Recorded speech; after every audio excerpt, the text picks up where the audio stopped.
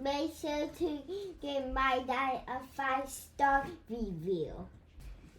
Make sure to like and subscribe to his YouTube. Thank you for listening and enjoy the show.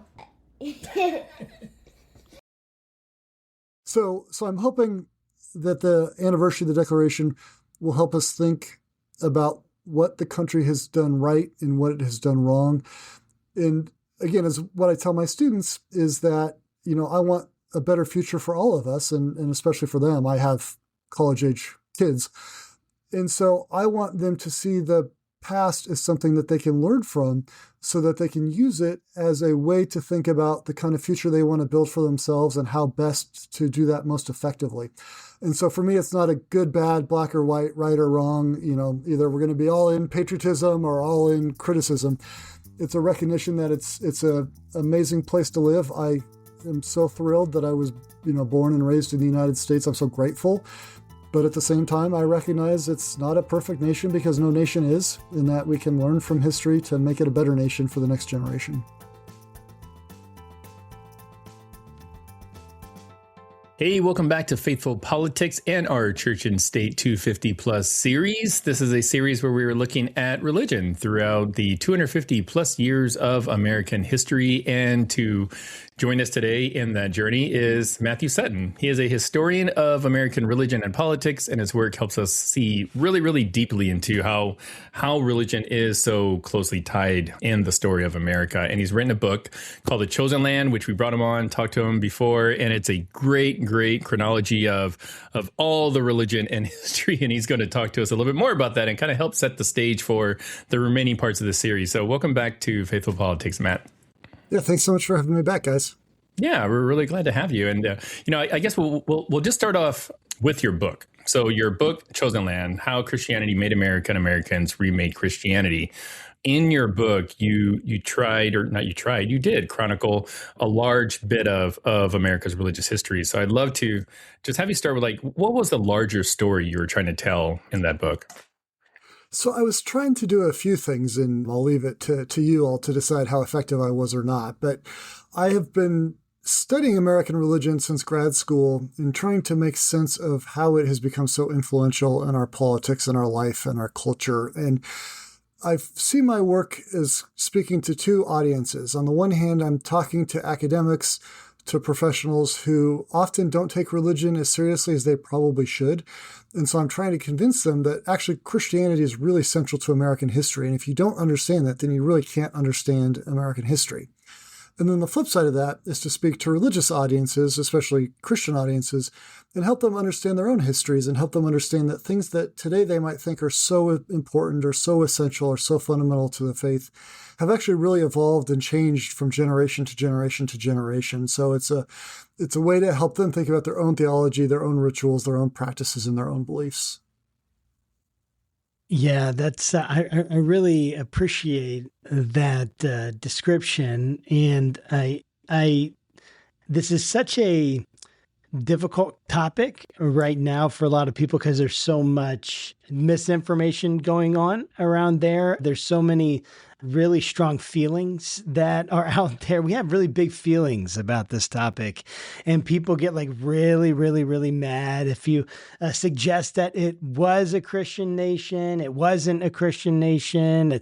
And really, it seems like the more that we talk to historians who are looking into it, it's just really complicated. You look for trends, you look for patterns, you look for things, you have a disestablishment trend that you see happening. And so you understand that, yes, like that ideal was moving towards there. And yet we didn't have like this kind of strict separation necessarily at the state level and all that, right? It gets really complicated. But with your book, you are arguing and really your research is arguing that American Christianity and the history of the United States aren't like two separate stories, really, right? They're kind of one and the same story. They're kind of the same narrative. And I would love for you to kind of explain what you mean by that, especially like thinking about this, what you call the 500-year history, right, of the United States, essentially people trying to Christianize the North American continent. Now, without going into all that, I'd love for you to just kind of make your argument here in kind of its broad strokes for us to understand, like, when Christianity got here, why did it get here? What did it do? And yeah, how does this meld or not meld with this Christian nation narrative that we have flying around? Yeah, so there's a lot you packed in there, but I'll try and take a few pieces. I know. Just do whatever you think. We got plenty of other questions. Yeah. So I'll actually start with today and then work backwards, which is that 2/3 of Americans today identify as Christians, which is a pretty substantial majority.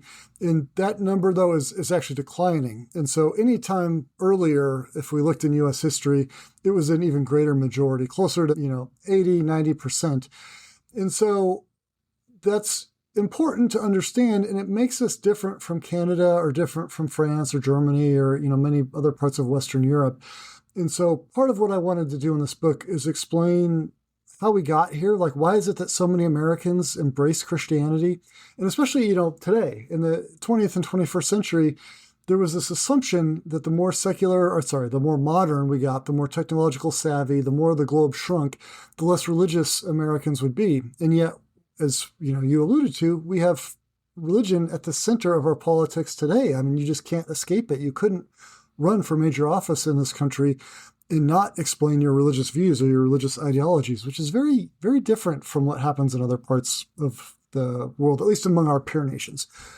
So all of that is to say, the point of the book is, how did we get here? How do we make sense of that? And so I do go back, of course, to the colonial era, because I think it's important to look at the foundations and recognize that, of course, before Europeans set foot in North America, this was already a very religiously diverse place. Like, tribal nations had all kinds of religious practices, beliefs, rituals, customs. And so you begin with the premise of diversity. And then what happens is Europeans come and they bring even more diversity. And so in the West and the Southwest, it's Catholicism. On the Atlantic seaboard, it's predominantly Protestant faith, Puritans and other versions of the Church of England. Then Quakers, then some other Catholics, then some Baptists, then some Presbyterians. But it begins as a story of diversity, and it still is a story of diversity. But then there's this complicated relationship. If you have all these competing religions, both Christian groups and non-Christian groups, then how do they function? How do they build a civil society together? How do they govern, especially in a republic? And so that becomes the million-dollar question that everybody's trying to answer then and now.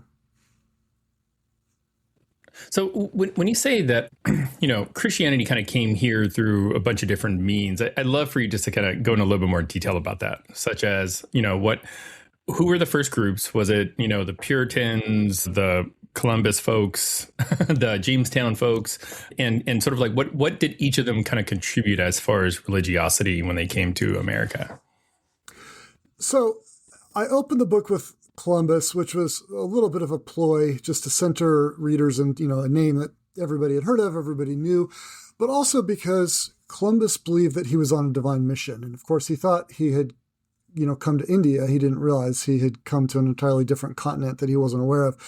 But nevertheless, what he believed was that God had called him to go out and explore and to find ways to open up new markets for Europe, for Spain especially, as it was waging the crusade and trying to recapture Jerusalem, recapture the Holy Land from Muslims. And so I thought it was a useful way to start because it was helping readers see this idea that there was this sense of divine mission from the very beginning, from the very first Europeans who encountered these lands and indigenous peoples. And then from there, I talk about Hernan Cortez and then into the American Southwest, what is today the American Southwest. And I did that because, frankly, I grew up in California. I live in Washington State. Too often we forget about the West when we talk about American religious history, and it's all about the Puritans. And I wanted people to remember, no, there's actually another competing story that predates what happens on the Atlantic seaboard. So from there, you have the establishment of the Virginia colony, which was very much part and parcel aligned with the Church of England. There were immediate prayers, dedication of the land to God and to the king. And then the Puritans come over just a little bit later and settle in North America. They were an offshoot of the Church of England. They believed the Church of England had lost its way.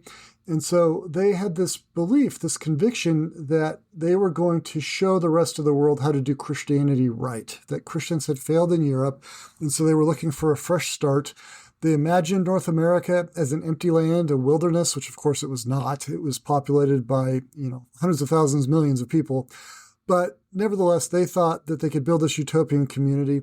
But almost immediately there were problems, right? Because if you believe that you're going to build a utopian community and not everybody agrees on what that community should look like, you're going to have problems. And so they have dissidents, they have outcasts, they have outsiders. And then they have other missionaries, groups like the Quakers, who are trying to convert Puritans. And so it immediately devolves into this kind of real difficult struggle to build a Christian commonwealth that practices the kind of religion that they believe they had left England to practice, but was never truly about religious freedom. That's one of those founding myths. Like the Puritans didn't come here for religious freedom. They came here for freedom for themselves to practice religion as they wanted to. If you were a Quaker or a Baptist, they wanted nothing to do with you in their colony. And in fact, they exiled you out of the colony. So it gets, and then from there you have Presbyterians come and settle in the middle colonies.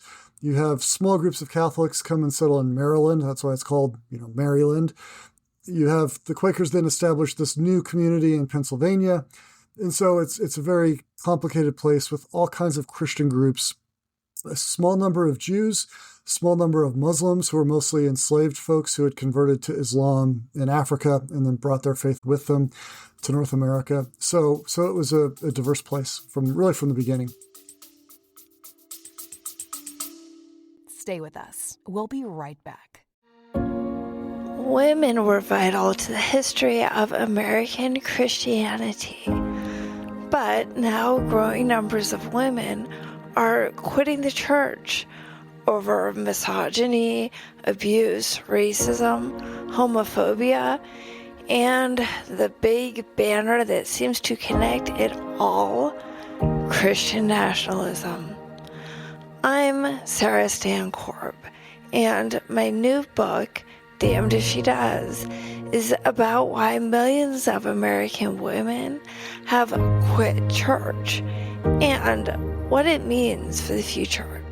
Keep listening at the end of this episode for an exclusive Faithful Politics sneak peek.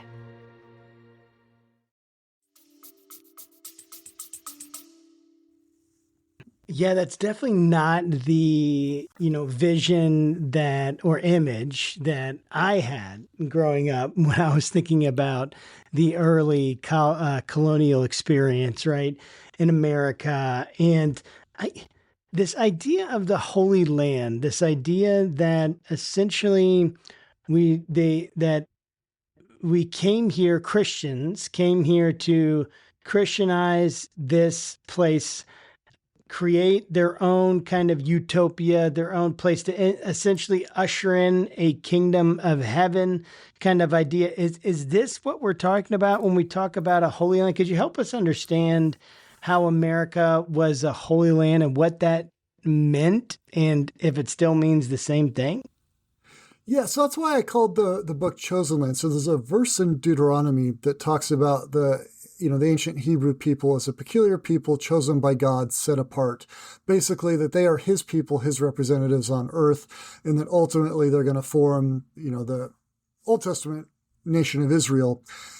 And then Americans began to apply, and really just these are colonial North Americans from the beginning, began to apply this verse to themselves. They believe that, in the 1700s, there is no state of Israel. Jews are scattered across Europe. And so what these Christians believe is that God is rising up a new people to represent him, to serve as his chosen people, his peculiar people set aside to share his truth with the rest of the world. And part of this is driven by the Reformation and the idea that Catholicism is a false faith. It's driven by the recognition that Islam is growing in power. And so for these English Protestants, they believe that, in fact, something new is happening. And then for those who come to North America, for John Rolfe, one of the very first English colonists, when he settles in North America, he believes that this is going to be the new chosen land. And he uses that language. He invokes the verse from Deuteronomy to say that God has set apart this land for us. We are his new peculiar people. We are his new chosen people. And then this motif tends to just snowball throughout American history, and it becomes a central part of American identity. This idea that, in this era, in these days before, Jesus returns, before Jesus establishes his millennium on earth, that we are the kind of intermediate, we the Americans are the intermediate point, that we are the folks that God has chosen to get his truth out to as much of the world as possible. And so this, encourages Americans to launch missionary societies, to, establish the American Bible Society to try and get the scriptures into as many hands as possible. And then ultimately, it will also influence American foreign policy, the idea that the U.S. needs to seize the Hawaiian Islands, that the U.S. needs to seize the Philippines, because the idea is that if you do these things, then you can open the door for the gospel, then you can pave the way for God to use Americans to spread his, capital T truth throughout the rest of the world. What confuses me a little bit is people coming here under the pretense that this is a chosen land. They get here and they're like, wait a minute, there are already people here. So like, it reminds me a little bit of, people that may have thought or prayed for like the 2020 election, and then it turned out to go another way. And then there was like a response, right? So I'm like, help me understand, like, what was the reaction when, somebody gets off their boat, they look around, they're like, we're finally here. And then there's like feet coming out of the woods, from other people. Like, help me understand that. Yeah. So it's, a selective reading of the scriptures and a selective reading of current events. And so one of the points I try to make in the book is that whenever we talk about the United States as a chosen land, we always have to then ask, chosen for who? Because it's always through much of American history, it is for white Protestants. If you were a Catholic, if you were a Jew, if you were a Latter-day Saint, certainly if you were an enslaved person, if you were an agnostic or an atheist, then you were exiled, or you were on the outskirts, you were marginalized. And so the chosen land is always about identifying chosen for who by the folks who are in power, who are going to use it in self-serving kinds of ways. And then there'll always be critics on the margins who push back, who challenge them, who take the Bible and use it against those in power. And we can talk about that in a second. But for the point of your question, when they came here and encountered indigenous peoples, there were a few ways that they reacted. Some, the Catholics in the Southwest, believed that they were on a mission to this place and that they were going to have an easy time making converts, and that this was part of what God wanted to do, was to spread the gospel through the rest of the world. And so, these indigenous folks hadn't been exposed to Christianity, so they were bringing it to them, and then together they were going to build this utopian world. And of course, there are racial hierarchies embedded in this, so it was always going to be the Europeans on top, the indigenous people below. But nevertheless, the hope among the Franciscans who were establishing missions and building the mission system was that, they could Christianize the continent. It was somewhat similar in the Atlantic seaboard, although neither the Puritans nor the Anglicans in Virginia were as aggressive about evangelizing indigenous folks. Some of them believed that maybe they were a subhuman race of people, that maybe they didn't have the souls for Christianity. This was the same argument they made about enslaving folks of African descent, was the idea that they just aren't the same. And that ideology will change and will evolve, but it's essentially a selective kind of anthropology that allows them to maintain their position of power, to give it a divine stamp without addressing the kind of real world contradictions that today we look back at and seem very obvious to us. So when someone hears this, and they might think, what about the First Amendment, right? We had separation of church and state. We had a godless constitution. The signers, and several of them were influenced by Enlightenment ideals, right? English common law. I remember I posted something about the Ten Commandments being influential in American law, and I was lambasted by many who said, find me one place for the Ten Commandments. And to my chagrin, I looked, I was like, oh, wait, I can't really find very many direct quotes of the Ten Commandments in law in America after the Constitution, although that doesn't mean it wasn't very influential in other ways. But all that to say, someone might push back and say, well, yes, obviously Christianity is very, very, important in this country, very influential in this country. But can we really say that this is a Christian mission to somehow create this place that's a millennial, a place where the millennial reign of Christ can occur, this kind of thing? So what is the response in the sense of like, hey, I thought that this thing was separated from the beginning. I know that you deal with that. What's going on there? Can you help us understand that? What happened when that happened? Yeah, and your last question is the right one. What actually happened? So we can't get into the minds of the founders. We can't determine, what they were necessarily hoping to accomplish. And also we know that there were a lot of them, and they had different ideas, and they were hoping to accomplish different things. And so we have to just simply focus on what did they do, and how was it understood by people at the time, and how was it applied. So First Amendment is absolutely extraordinarily important. There should be no establishment of religion and no prohibition on the free exercise thereof. And so there's two parts to this, that there's not going to be a national state church. There's not going to be an establishment of religion.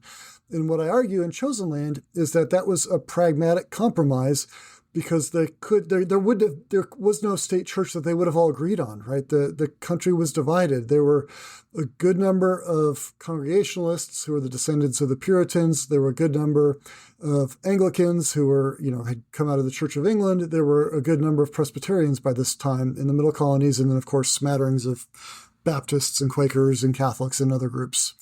And so the disestablishment clause was simply a way to keep people from fighting against each other in a moment in which the survival of the nation was at stake. It wasn't clear that the country was going to survive. The Articles of Confederation were failing. The nation seemed on the verge of collapse. The British were looking for a chance to reclaim their colonies. And so the founders, in crafting the First Amendment, just said simply, we're not going to pick a winner. In fact, we're going to decide that there will be no winner. We're not going to have a state church. Second part of that, free exercise, though, then says, for those of you colonial era people, you church leaders who are worried about this, we are going to allow you to practice your religion as you want. And what it doesn't say is we're going to separate church from state. And I understand we always use that language because that comes out of second half of the 20th century jurisprudence, which is rereading a letter that Jefferson wrote in 1802, in which Jefferson tells a group of Baptists that what the First Amendment did was establish a wall of separation between church and state. So that's Jefferson's language, but it comes 10 years after the ratification of the Bill of Rights, in implementation of the Bill of Rights. And it was not the way that the courts understood the First Amendment really until 1947. And so the language of separating church and state is really ahistorical language, I argue. And of course, as you can imagine, I get pushback on this because it's so embedded in our consciousness. Yes. But I always feel like I have to qualify too. I like the separation of church and state. That's the read I prefer of the First Amendment, but I didn't write it. I don't get to decide what it says or what it means.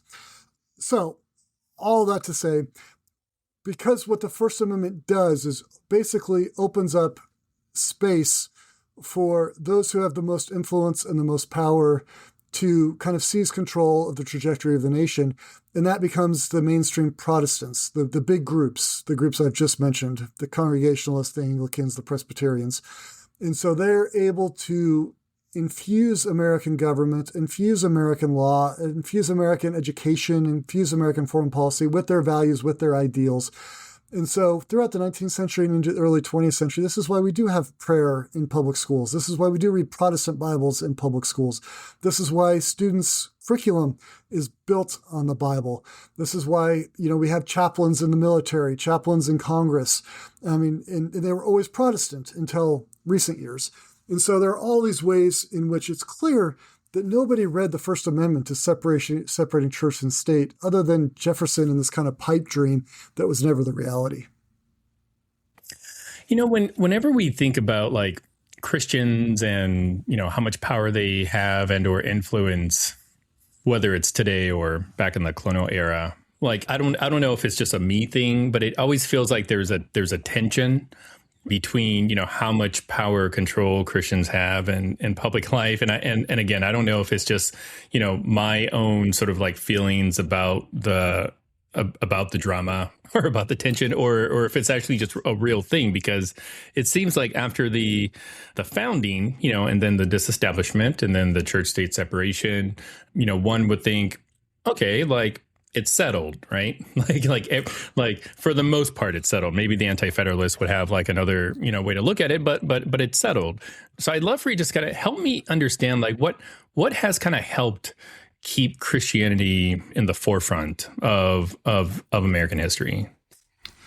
So that's a great question. And that is really part of what, by the time I got to the end of the book, I realized I was trying to answer, even though I didn't realize it at the beginning, which is, if you're going to have disestablishment, it's very pragmatic, very practical. That means churches are not going to have tax dollars keeping them in business. So they're going to need to find alternative ways to raise money, just for salaries, for keeping the lights on, for keeping the building warm, all the kind of basic nuts and bolts things that you need to run a ministry. And so what that means, though, is you need volunteers. You need people to give their money willingly. And so the way to do that is you need to offer them something in return. You need to demonstrate that what you have is relevant, that it matters, that it's real, that it's authentic. And so what the First Amendment inadvertently does is creates this entrepreneurial marketplace in American religion where the different church leaders are competing against each other for adherents. They need followers. And so they're going out to the street corners, they're going out to the, onto the hillsides. They're going out and finding ways to explain to people why they should become Christians, and not just Christians, but why they should come to their particular church. This also means that the folks who are the most successful have tended to be those folks who are the most charismatic, right? Because nobody wants to go to a boring church and listen to somebody drone on and on and on. You want people who are going to captivate your attention, who are going to excite you. And so this creates, a whole tradition in the United States of revivalism, where we have these wild church services with these flamboyant practices and these bodily exercises, weeping and crying and, writhing on the floor and shouting out, in joy. And so American Christianity takes this kind of form that is more popular and more entertaining also than in many other parts of the world, right? If you were to move to a new city, if you're a Baptist in Seattle and you decide to move to Chicago, are you immediately going to seek out the first, Free Baptist church you can find? Probably not. You're probably going to ask your neighbors and friends where they're going to church, and you're going to find the church that has the good worship service or the good children's programming or the good coffee or the good donuts. When I was a teenager, it was always about the donuts. But the idea is that, right, you're trying to find ways to bring people in, because if you don't, this is not a criticism, right? This is just practical. This is what pastors have to do. And so it's real. It's real. It's real life. And it's made possible by the fact that we've separated church from state, that you don't have tax dollars paying for your church like you do in Ireland or Germany or France or Canada.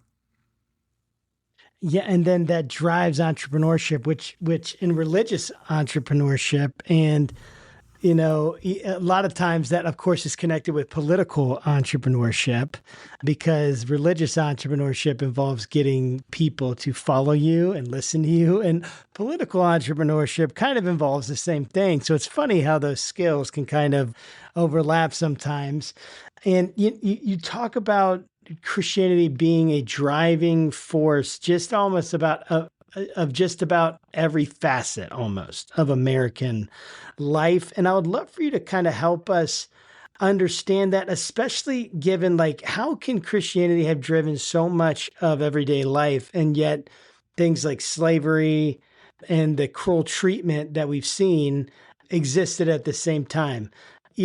I'm sure that many people just come to the conclusion that Christianity is evil, or any number of things. That's not my conclusion. I'm a follower of Jesus and see it very differently. And yet, though, it is horrific, the things that were done. And yet Christianity was driving every facet of life, from colonial times through even, I think you would argue, maybe even to today. So can you help us understand what you mean by that, and how this kind of interacted with race, and that contradiction there, the tension? Sure. And I think one of the key distinctions is to recognize that there are different versions of Christianity or different Christianities. And so, on the one hand, the, majority of Americans in the early to mid 19th century, a lot were very comfortable with enslaving other people. And even those who were not comfortable with slavery itself still were very much comfortable with segregation and treating people of African descent as unequal or indigenous folks as unequal. And so the number of folks who saw actual racial equality was really minuscule in the 19th century. And yet the majority of these people were Christians. They just didn't read their Bible as a book that taught racial equality for the most part, unless you were among those communities. And so for Christians who were indigenous, for Christians who were Black, they saw in the Bible radical call for liberation, a call for equality, a call for justice. And so they would push back against those who didn't see the Bible this way, or who, had blinders on as they would see it, to think about whether or not their Christianity was authentic, whether it was real, whether they were really following the gospel, or they were using the Bible in self-serving ways to reinforce established social hierarchies that, of course, dated back for hundreds of years. And so I guess to get to the question for today, when Christians are looking back, trying to make sense of this, I think there's both a recognition that there needs to be some humility. I would hope that sometimes people get it really wrong, but also a recognition that there were always those voices, people like Frederick Douglass, the abolitionist, or William Apis, an indigenous preacher, who kept saying, the Bible is a book of liberation. How can you not see that? And just pushing back. And so it really is about recognizing that Christianity was never one thing and there was never one way to read the Bible. With all the different denominations of Christianity, and you just alluded to how some of the theology of some Christians would come into conflict with one another. One would say, hey, you are, a child of Ham. And then, over here, it's like you're being rebuked by Frederick Douglass, right? I'm saying that basically like you're not a good Christian. So like, how did sort of like what was the prevailing, I don't know if zeitgeist is the right word, but the right theology? What was the sort of prevailing theology of the day? And then how did sort of like contradictory theologies like get viewed? Because I mean, if we were to take anything from just today, from 2026, Christians that think differently than the bigger Christian group, are oftentimes shunned and, ridiculed and whatnot. So I'm curious on like, how did a Frederick Douglass, version of Christianity get viewed in his day? Yeah, no, you're exactly right. That's just it, that the majority of folks, and it wasn't that the Bible taught American Christians, white American Christians, to believe in racial hierarchies.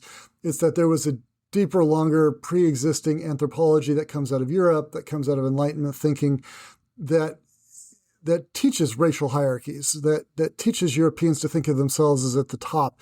And so it is with that presupposition that they then go to the Bible, right? Nobody reads the Bible, with a blank slate. Like, they're going to read it through their own social location, their own culture, their own identity. And so they read in the Bible ways that reinforce their pre-existing beliefs for the most part. But then there are always those who change and evolve, and they're exposed to a different reading, they're exposed to a different idea. And then, it can be folks who are drawing from their own experiences, Frederick Douglass, who, from the beginning didn't recognize the idea that there should be a racial hierarchy or that the Bible had ever taught such a thing. And so for him, like, it wasn't really a conversion moment. But then there are white folks, William Lloyd Garrison is one of the most famous abolitionists, who do have a conversion moment where, like, he thinks, slavery is bad, but, maybe it's not that bad. And then suddenly he just feels this sense of conviction and realizes, no, this has got to end, and it's got to end today. And ultimately, he ends up becoming pretty heterodox. He goes further and further from Christianity. But there are these moments, and we can see played out in real people's lives, where their theology and their ideas change as they encounter other readings of the Bible. And I think, the two obvious examples today are questions over women's ordination and gay rights. I mean, it may be that 50, 100, 200 years from now, people look back and just say, how could these have been issues? Or maybe they won't. I mean, but I think there are parallels in terms of issues where the Bible is somewhat vague and then how they get read based on the preconceptions of the culture, the moment, the social location of people at the time who are reading those Bible passages. And one thing that you said that was really interesting there, you're like, hey, maybe in 100 years, people will, all think that these were crazy views. And then, hey, maybe they won't. And one thing I just wanted to point out with that is I just think the reality that we don't control history and where it goes. I mean, we're part of this, stream, whatever you want to call it, whatever your ultimate philosophy is of life and what's driving this. Maybe you see it as some linear thing moving towards like an end. And it's kind of in my worldview, like looking at like there's something on the horizon that God is going to create this place, bring a resurrection experience and all that. But that's my worldview, right? There's all sorts of different worldviews and ways of viewing history. But the reality is like people can have a really widespread views that are wrong, and really widespread views that are right. And sometimes they can change for the good, and sometimes they can change for the better. We tend to think that with technology, because we've been able to access more data and all that, we feel like our views are more right. And yet it seems like we don't really know what's going to happen. And so the bigger question is, how do we find methods and principles that help us get to a sense of how do we know what the truth really is as to the best place that we can approximate it, right? And then I guess the gap between whatever we can do and what the truth really is, I guess, is faith in some sense for all of us. But even talking in that kind of language, right? Faith, and this is all very Christian language. And, if I were to tell people that, Christianity is this dominant religious influence and culture, like say 10 years ago, or maybe let's say like 15 years ago, like Obama is there, right? And all I'm hearing is that the Western world, like Christianity in the West is dying, it's leaving, we're going the way of Europe and America, we're just becoming secularized. And I would have just like rolled my eyes if someone tried to convince me that, we're Christianity, we're Christian. And yet here we are today, and it does feel like, it's a real thing that's happening right now, real Christianity being put into laws and a kind of mixture that's pretty uncomfortable. And I guess when like Christianity being the cultural engine of America, this dominant engine, like what happened to it? Did it go into like hibernation? Like, I guess like, I agree with what you're saying. It makes sense, but I guess what do you do with the outliers? How do you work through some of that data that comes in? I'd just love to hear your thought process on that. Yeah. So I think it's a few things, but part of what happens is the nation gets more religiously diverse. So especially starting in the 1880s, 1890s, there's a massive influx of immigration. And instead of the majority of those folks being Western European, they were coming more from Central and Southern Europe, and they tended to be predominantly Catholic with a sizable number of Jews. And so when we get to the early 20th century, courts are beginning to recognize that Protestant power should not be absolute because it just simply doesn't reflect the everyday experiences that they're seeing, especially in urban areas in their cities.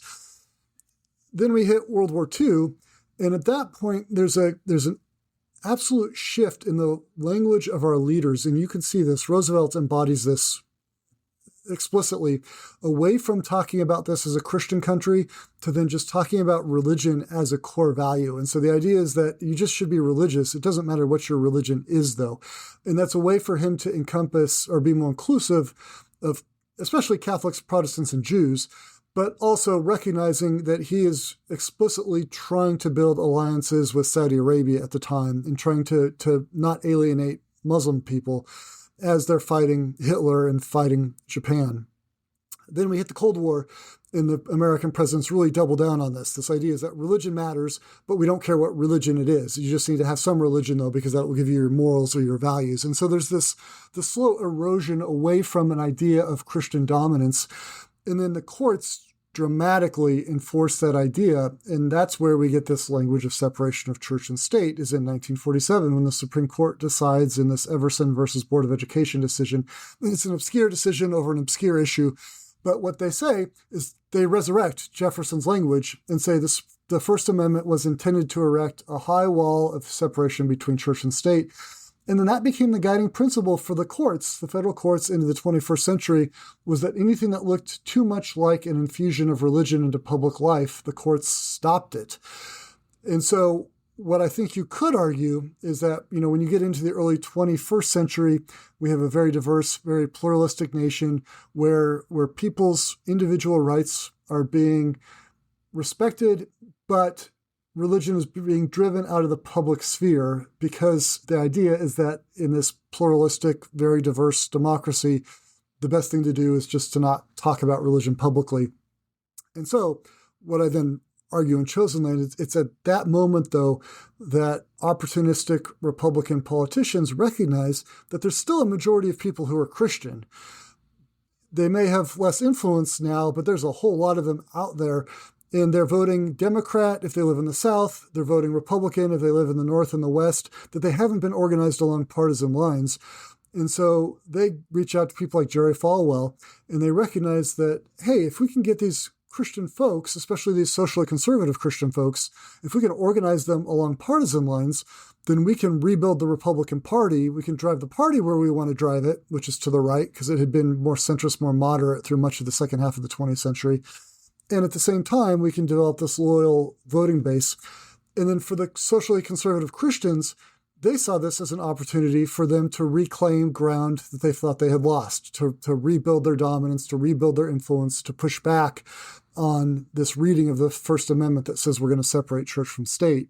And so that ultimately then leads us to today, to Donald Trump, to this moment in which we have this surging kind of white Christian nationalism that is doing exactly what you're talking about, trying to enforce Christian morality or to infuse American law with Christianity while restricting the rights of religious minorities, ethnic and racial minorities. Whether or not it will succeed, obviously, only time will tell. But I think that's how we explain what seems like this long period of Protestant influence, and then this growing diversity, this growing secularization, and this new resurgence. So you have another book that one day we will hopefully be able to bring you on and interview you just about that book, American Apocalypse. And it's a great book. And it's the book that taught me the word, oh man, I'm always forgetting it, premillennial dispensationalism. Nailed it. Yeah. So I'd love for you to just talk about what that is and maybe expand a little bit more on the apocalyptic sort of thinking. And then, what role has that played kind of throughout American history, at least since it came to America? And, what are some manifestations we might see of it today? Yes, I focus predominantly on the first of those two words, the premillennial part, which is simply a theology that believes that, most Christians believe that Jesus at some point is going to return to earth, in that either he or his people, Christians, are going to establish a millennium, 1,000-year period of peace and prosperity on earth. And so then the debate becomes, is Jesus going to inaugurate this millennium by his second coming? So he's going to appear, and then he's going to root out sin and then establish the millennium, or is Christians themselves, going to establish the millennium, build this utopia, and then Jesus is going to come back at the end? So in the late 19th century, most Christians were what were called postmillennialists. They believed they were building the millennium on earth. They were building the kingdom of God on earth. And so they were working slowly. They thought they had lots of time. They were making small steps. It was incremental change to try to create what they believed was the kingdom of God. But there was a small group of Europeans who are looking at the world around them. They're looking at chaos. They're looking at, global wars. They're looking at economic turmoil. They're looking at new technology. And they're like, no, this doesn't look like we're building utopia. This doesn't look like the kingdom of God. This looks like we might be getting further and further away from God, that maybe the devil is growing in prominence, in power. And so small group of Americans embraces this theology, this idea of premillennialism, this idea that the devil is taking power, and that Their job is to fight the devil, to prepare humankind for the second coming of Jesus, which is going to be imminent. It's going to happen very, very soon. And so this becomes the driving theology that gives rise to fundamentalism, and then what gives rise to what I call evangelicals, and today's evangelicals in the post-World War II era. And so whether it's Billy Sunday, the famous revivalist, or Amy Semple McPherson, or Billy Graham, or Jerry Falwell, all of these folks routinely talked about the second coming of Jesus as imminent, that it could happen tonight, that you better be ready, because when you go to sleep, in bed tonight, Jesus might be back by tomorrow, and if you're not saved, you're not saved. And so it becomes a really powerful and effective tool for evangelism because it convinces people they don't have time to wait, that they better act now. And it also, and this is, I think, the more important contribution of the American Apocalypse book, it also helps drive political mobilization because if Jesus is coming back at any moment, he's not just going to judge individuals, but he's going to judge nations. And this is how they read the book of Revelation and the idea that Jesus is going to separate the sheep from the goats, is they think there's going to be good nations and bad nations. And so you want to position the United States to be one of the good nations. And that means you need to keep the United States as moral or as Christian or as virtuous as possible. And so, someone like Jerry Falwell would be asked very directly by journalists. They'd say, well, if you think Jesus is coming back tomorrow, why do you care about politics? Why do you get involved at all? And this is what he said. He said, because Jesus is coming back at any moment, and he's going to ask me what I've done, how I've used my talents, and he better find me a good and faithful servant who's working to build the kingdom of God on earth. And in Jerry Falwell's case, it was through the policies he thought could be implemented through the Republican Party. So this is all making me, it's making me question a lot of things. I mean, I've heard you talk about this, I think, before, when we've talked before, and also just like in the course of doing this podcast, I've had a lot of guests come on and really challenge a lot of the thinking that I had and really help me build my background knowledge to be able to understand more of what's really what the story is of Christianity in America, because it was always very confusing to me. And finally getting some kind of real, insight into, hey, number one, we have to go to the primary sources. We have to go and look at, like, hey, answering the question of why we believe what we believe about any number of these ideas about Christianity in America, its founding.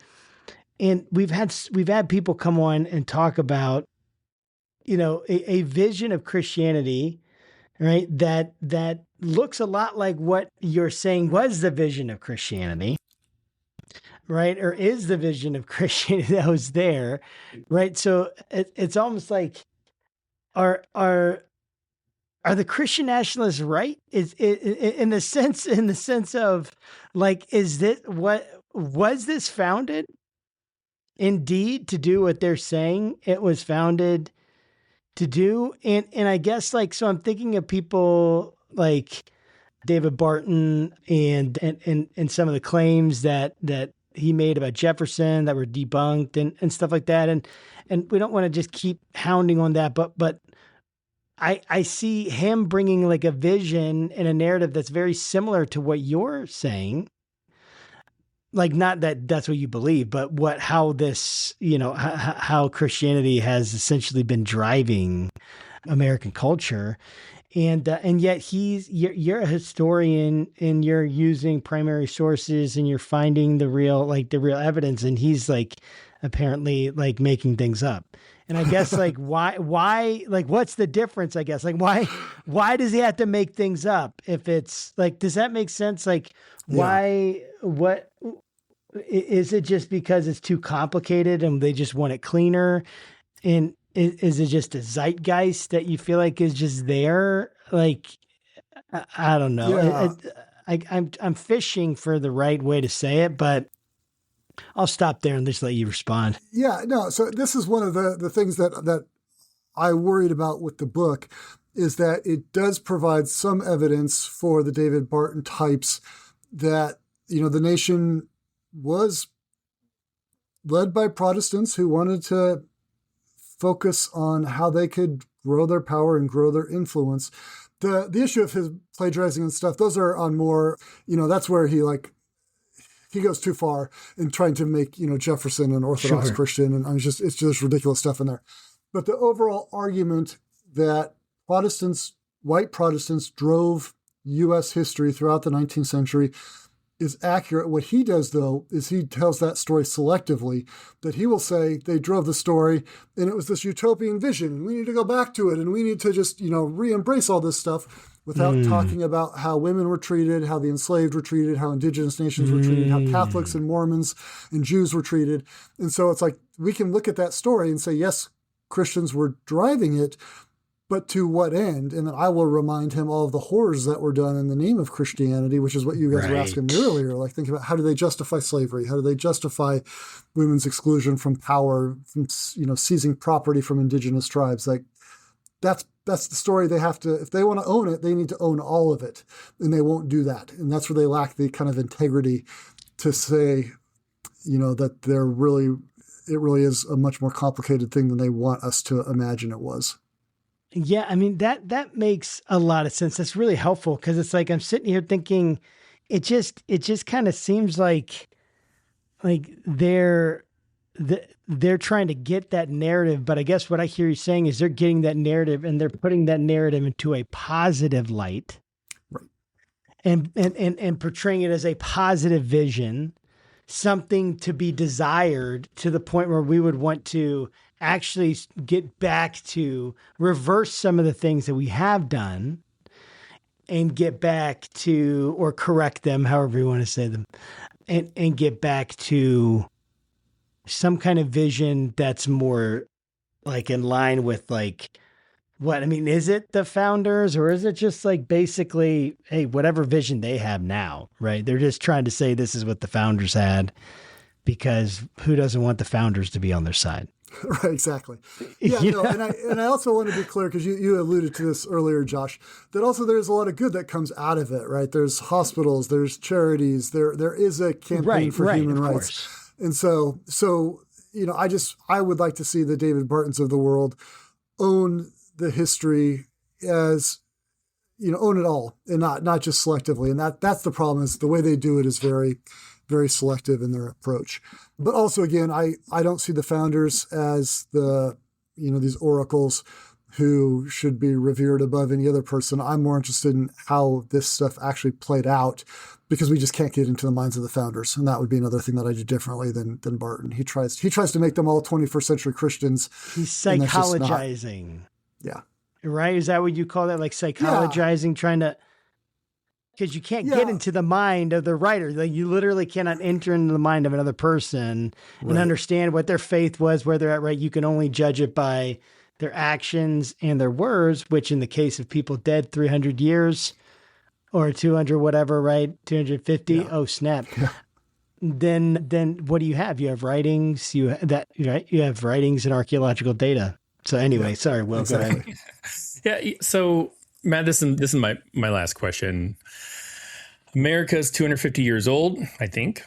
Well, actually, let me back up. Is that really the right way to kind of like, is it accurate to say America is 250 years old? Declaration of Independence, so it's 250 years since the Declaration of Independence was signed. So got it. Okay. So the Declaration of Independence was signed 250 years ago. We understand America's religious history is much longer than that.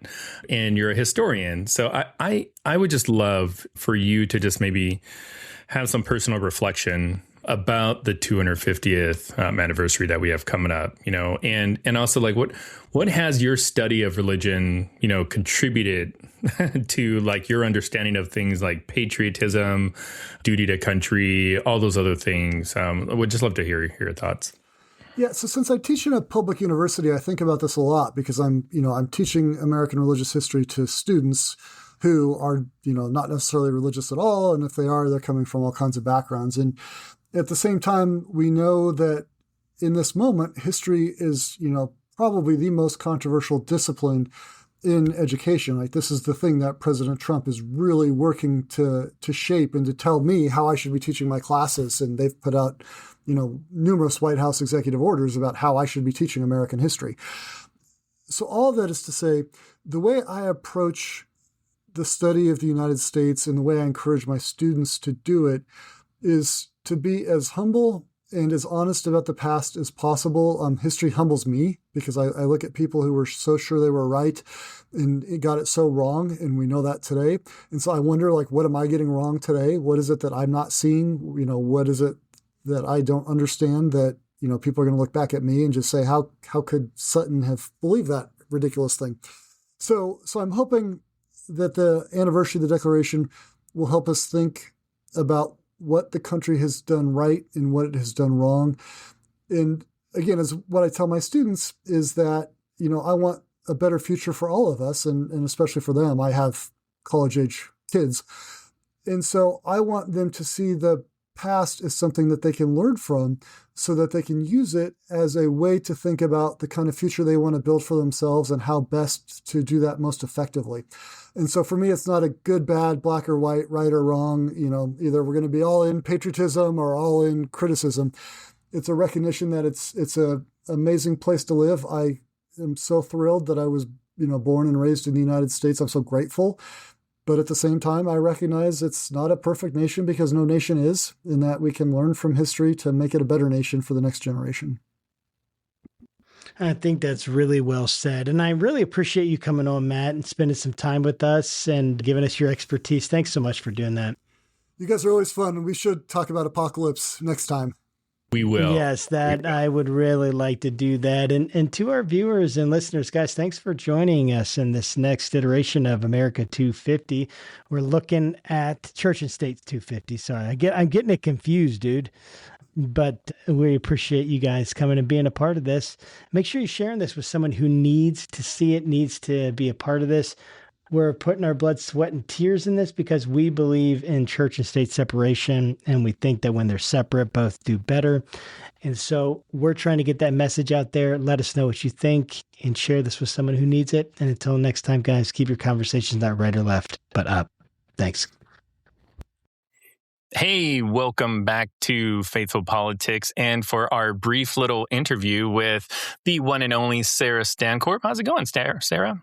Good. It's going well. Thanks for doing this. Oh, so at this year's Southern Baptist Convention, and I'm no expert, but I can read the news, they voted overwhelmingly to advance some sort of formal ban on churches with women pastors. And your book, Damned If She Does, looks at why women are leaving the church and what that means for the future of religion. So I'd love for you just to, maybe give us what's one story that helps explain how a decision like what happened at the SBC shouldn't really surprise anybody. So when I had the idea to write this book probably over a decade ago, I thought it would be very contemporary and how now we're decades hence. And when I sat down to write the book, I realized I actually needed to start in the 1980s because a lot of the threads that became important in women's lives started then. And I know this mini interview may become part of a broader conversation on Christian nationalism. As I look at the way evangelicalism, how the Christian right has embedded itself with our politics and really turned into a Christian nationalist machine, a big piece of that is Christian patriarchy. The way women are oppressed within this system is kind of a model for oppression of all of us. So jumping back to the beginning of the book, I started with Danuta Soderman, who was a co-host of the 700 Club with Pat Robertson. And she was granted a bit of influence there. She could talk to the country. She could even preach sometimes. God forbid. But she also was bounded by certain rules. She could have this influence if she followed certain rules. And as soon as she didn't, as soon as she was a threat that Robertson needed to dispose of, she was gone.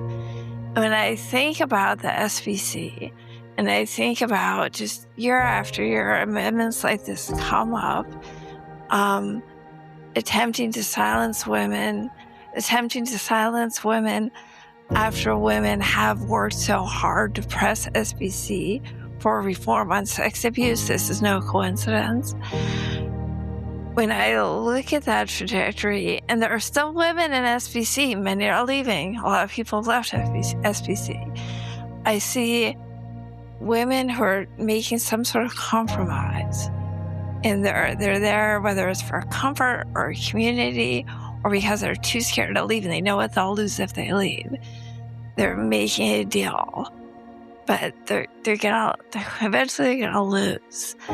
And I think that's the heartbreaking part of seeing what's happening now within that denomination. Is it's bad for the church. It certainly isn't good evangelism. But it's also so bad for women who, the longer they stay and tolerate being treated like this, it breaks them down. And eventually the only way to safety is to leave.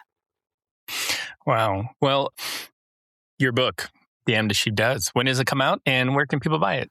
September 15th and everywhere. Everywhere we can get a book, you can buy a book there. It's going to be a big publication day. A bunch of other big books are coming out then.